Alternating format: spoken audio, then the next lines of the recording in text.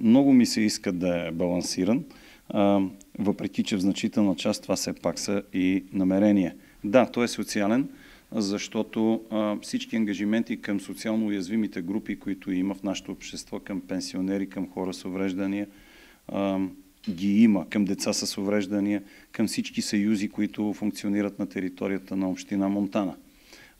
Той е инвестиционен, защото освен 2 милиона, които ги има като капиталови разходи в рамките на този бюджет, тук вече стои предизвикателството от реализиране на големи проекти. Водният цикъл 57 милиона, той вече стартира. Проекта по градска среда за около 5 милиона, за крепостта Калето, за центровете настаняване от семейен тип, за проектите, които са по трансгранично сътрудничество, за благоустрояване, за предприятието Чистота, за спортната инфраструктура.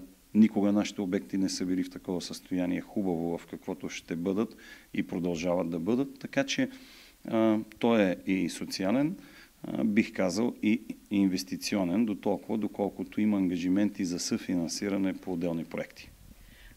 Трябва да кажа на всички наши съграждани, че 2013 и 2014 ще са тежките години. За тази година са заложени едва половината от дейностите по водния цикъл. Тоест, ще трябва дори в аванс малко да се извина за така временните притеснения, които гражданите ще имат с реализацията на този проект. Дай Боже, разбира се, да го стартираме във всичките му части. Ние правим една от най-решителните си крачки в последните столетия. Не искам да кажа колкото и силно да ви звучи тази дума, към изграждането на една модерна инфраструктура, която ще бъде за нас, за хората, които ще живеят след нас, защото практиката показва, че особено в околната среда, в ВиК сектора, това, което се прави мащабно с много средства, определено така продължава в продължение на десетилетия. Да припомня само депото за отпадъци, градската пречиствателна станция за отпадни води, сепаратора, който изградихме, огромни проекти, по които Монтана вече е лидер в страната, една от 4-5 общини.